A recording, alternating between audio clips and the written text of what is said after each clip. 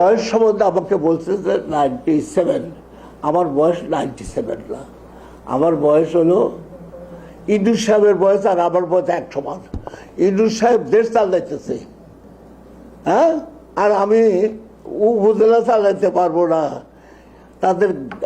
তারা যে কত মূর্খ, এই মূর্খের মতো সব কথা বলতেছে। আমার বিরুদ্ধে নানা রকম মিথ্যা বানোয়াট অপপ্রচার চালাচ্ছে। তারা উদ্দেশ্য প্রণীত, তারা হলো এখানকার উল্লাপাড়ার চাঁদাবাজ। তাদের কোনো নন সোর্স অফ ইনকাম নাই, কি তারা টাকা পয়সা এত কোথা থেকে পায় তার কোনো হিসাব নাই, ট্যাক্সও দেয় না সে। সুতরাং এহেন ব্যক্তি, তারা জানে যে আকবর সাহেব যদি এমপি হয় তাহলে পরে এখানে চাঁদাবাজি বন্ধ হয়ে যাবে। এবং চাঁদাবাজদের উনি বলেছে একটা সময় যে চাঁদাবাজকে খালি বন্ধ করবো না, উচ্ছেদ করবো আমি। সেই জন্যে তারা আমার বিরুদ্ধে অপপ্রচার চালাচ্ছে। একটু সবই অপপ্রচার, মিথ্যা বানোয়াট, ভিত্তিহীন। আমার বয়স 97ও না, আমার বয়স 86। আর আমি 86 বয়সে মহান আল্লাহ আমাকে সুস্থ রেখেছে। আমি চলাফেরা করি, হাঁটে চলি, আমি চোখে দেখি, চশমা লাগে, সকলেরই লাগে এই বয়সে।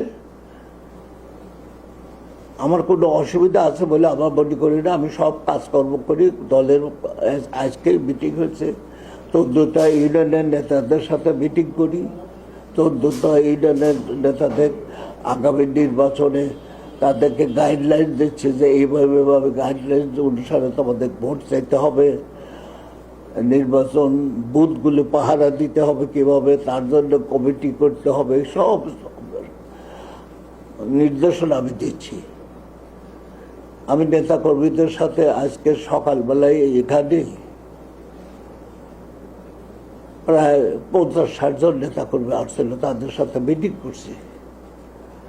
তাহলে আমি 95 না 97 বছরে অথর্ব, চোখে দেখি না, কানে শুনি না, এটা কেমন করে প্রমাণ হবো?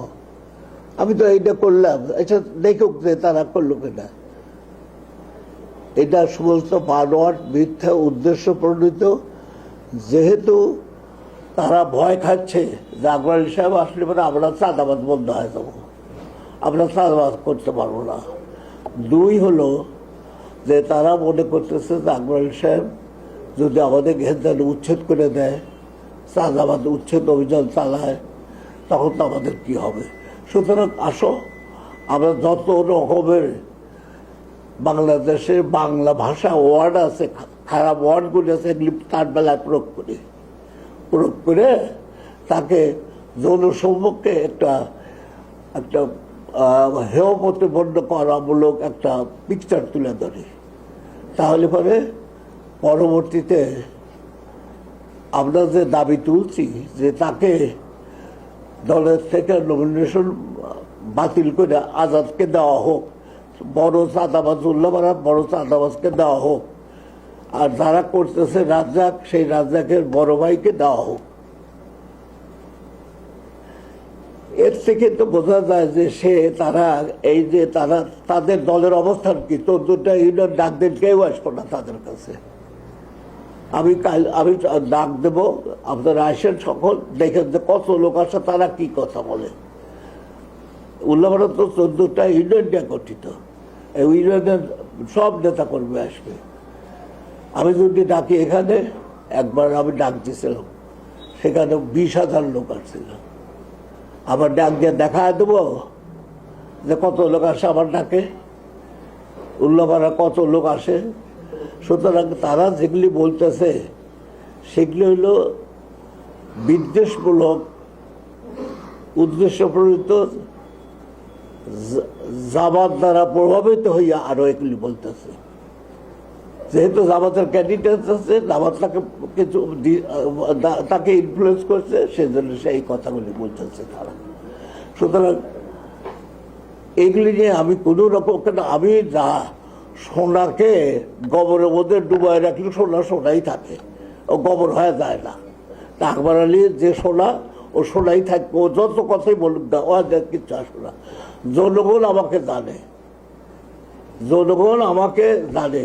এই কলেজ থেকে, এই কলেজ হওয়ার পর থেকে 16,000 ছেলে মেয়ে পাশ করে বেড়াইছে। আমি 16,000 ছেলে মেয়েকে তো লেখাপড়া শিখেছি এখান থেকে। তারপরে বিজ্ঞান স্কুলের থেকে লেখাপড়া শিখেছি, সেখানে এক চাইতে বেশি। আমাদের সরকারি আকবরী কলেজে এখনই ছাত্রী আছে 10,500। আর কত করবো, আর কত সারা উঠল? সিরাজগঞ্জ জেলার মধ্যে কোনো এমপি করছে এটা, কোনো ব্যক্তি করছে এটা, দেখাইতে পারবে? সুতরাং এত আমি করছে কি, আল্লাহ কোরআনে বলছে মূর্খ আর জ্ঞানী কি সমান? সমান না। সেই নিয়ে আমি আল্লাহ কোরআনকে ই করতেছি, আমি মূর্খ থেকে শিক্ষিত করতেছি, জ্ঞানীর লোক তৈরি করতেছি। আমি, আমার উদ্দেশ্য হলো জ্ঞানীর লোক তৈরি করা। তাহলে আল্লাহ আমাকে পছন্দ করবেন। আল্লাহ বলতে আল্লাহর হুকুম আমি পালন করতেছি। সুতরাং আশা করি যে আপনারাও সঠিক তথ্য তুলে ধরবেন। বয়স সম্বন্ধে আমাকে বলছে যে 97, আমার বয়স 97 না, আমার বয়স হলো ইদ্রিস সাহেবের বয়স আর আমার বয়স এক সমান। ইদ্রিস সাহেব দেশ চালাইতেছে, হ্যাঁ, আর আমি উপজেলা চালাইতে পারবো না। তারা যে কত মূর্খ, এই মূর্খের মতো সব কথা বলতেছে।